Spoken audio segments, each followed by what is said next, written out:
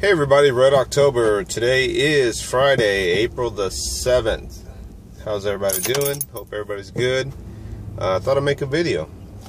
It's been a little while, so a couple of things I'm going to ramble on across the board on different topics, but we'll start off with the whole Syria attack, I guess if you want to call it attack, or the bombing.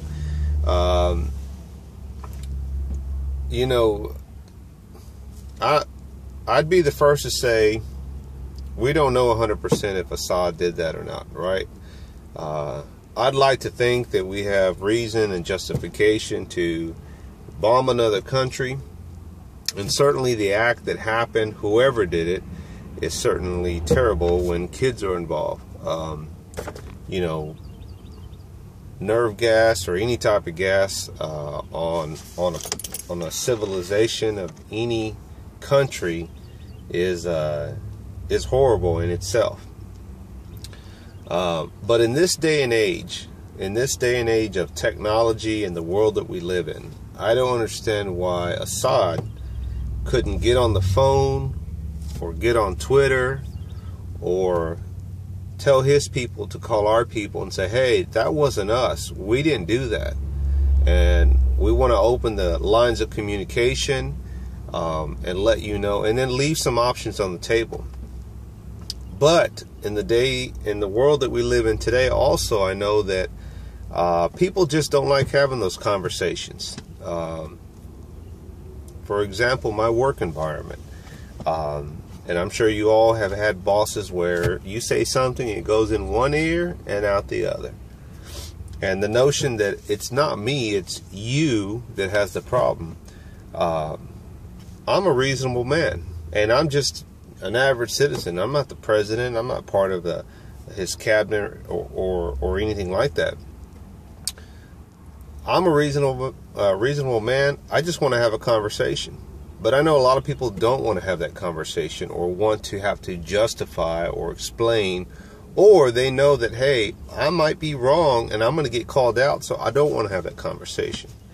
Going back to Assad, I think that, again, in this day and age, that his people could have easily prevented a airstrike or a bombing from our ships to his area if he'd have just got on the phone, if he'd have just made some communication and say, look, I know our relationship is not good, but just know that we didn't do that.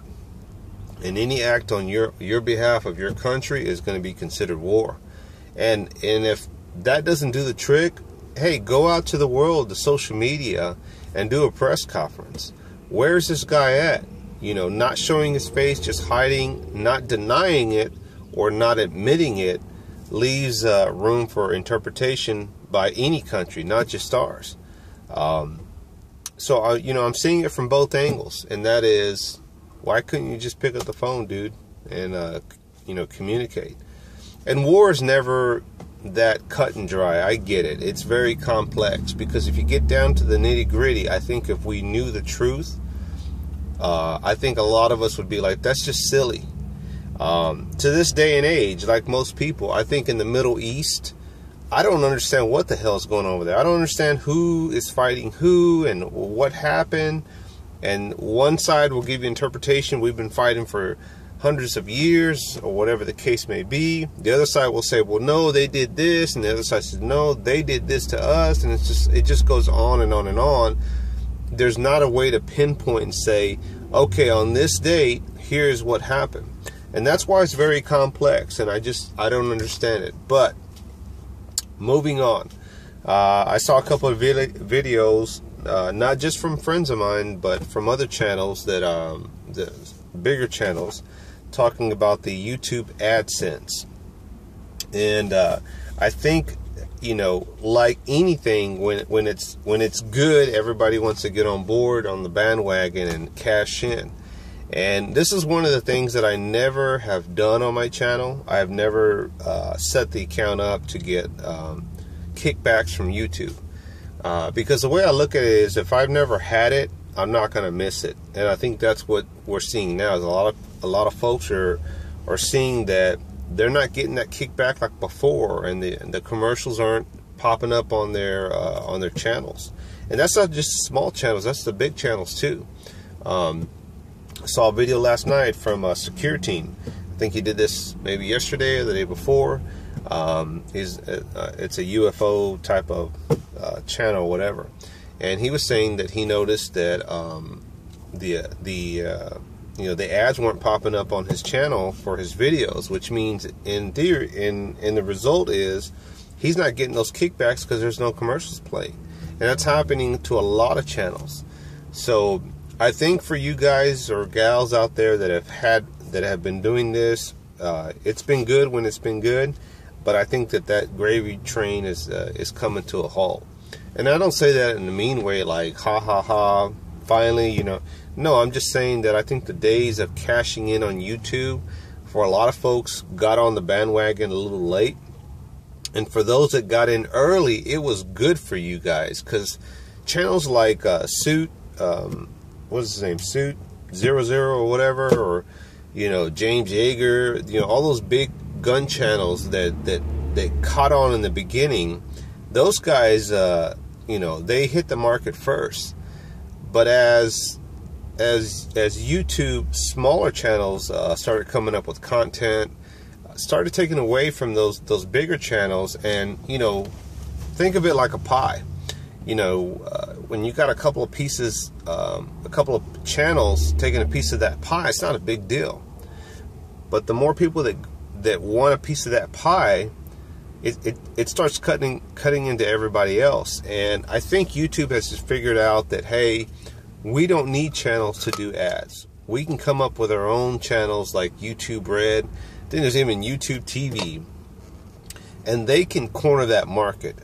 It just makes sense for them, and I don't disagree with YouTube doing that. And I know it's going to hurt some of your pocketbooks out there for you guys that have been able to cash in what little bit, which I know a lot of people say it's not even that much. And for me, it's like, it's just not worth it, or it's just not worth my time, or have to hassle or count like, man, am I going to get a kickback or what? The last thing I'll say is, and this is a question that I had let's say a family member happened to.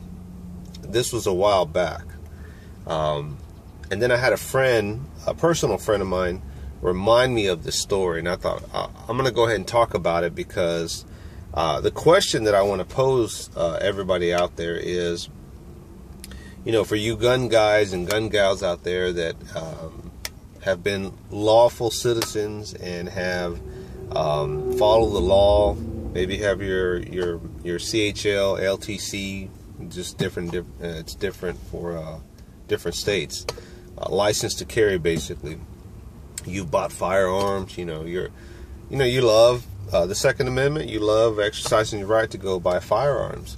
What happens when an individual who has been a model citizen has an incident, and it happens, and you get arrested, and you end up, getting a felony, and that felony is a conviction? What do you do with all your guns? Something to think about, I think, for all channels, even myself, that if God forbid something happens and I get in a confrontation, or an event happens and it turns into me getting arrested and turn into a felony and I am convicted, technically you can't own any more guns, you can't buy any more guns. The guns you do have, do you just keep them and say, shh, I'm not going to tell nobody? I know personally, family members, or I shouldn't say family members, but I know people that are close to me that maybe shouldn't own a gun, or maybe shouldn't be around a gun, or happen to go to the gun range or wherever, knowing damn well that they shouldn't even be around it, but they're like, hey, it's my right, I want to shoot too. The attitude or the thinking is, why can't I do it? It's like a drunk driver, someone that has a DWI and they've been convicted over and over, and yet they get behind the wheel, and yet they get arrested, they get a ticket, they hit somebody, they're on their 4th, 5th, 6th DWIs, and I've seen them. I've seen them. I'm sure you guys have too. Those guys keep getting behind the wheel because they think, hey, it's my right. You get to drive. I want to drive. I'm an American. You're an American. I pay my taxes. Why can't I do it? Because you're a felon. Because you've been convicted. Because you don't know how to act. So that's my question to you guys. Have you thought about that scenario? And what are your thoughts on if you've been a gun guy, you've been a model citizen, and an event happens, and now the court says, you're a felon. From this point forward, just know it's going to be on your record, and you're advised either by the court or by your attorney that, hey, you're not going to be able to buy any more guns. What are you going to do? Or whatever guns you do have, you need to go ahead and get rid of them, just so you don't get in trouble. What would you do? All right, guys. Hope that's been a fun 3 different topics for you to discuss. And have a great day. Have a good weekend. And Red out.